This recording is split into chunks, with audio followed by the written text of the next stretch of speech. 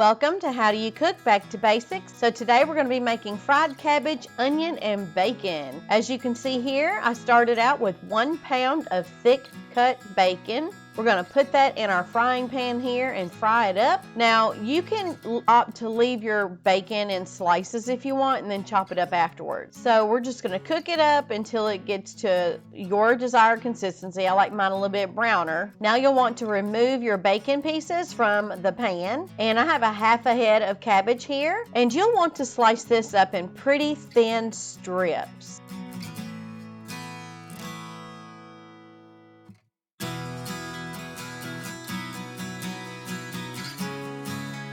Now set your cabbage aside, and we're going to slice up a half of an onion.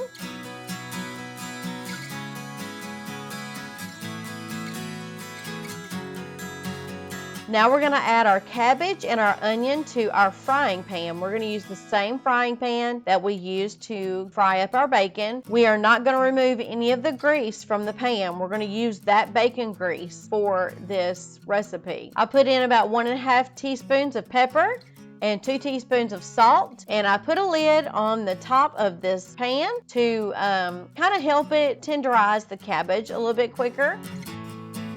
So just make sure that you stir your cabbage throughout the cooking process.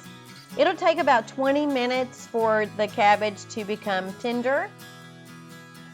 And this is what it looks like after it's been cooked. So we're going to plate it up. And now we are ready for our delicious fried cabbage, onion, and bacon.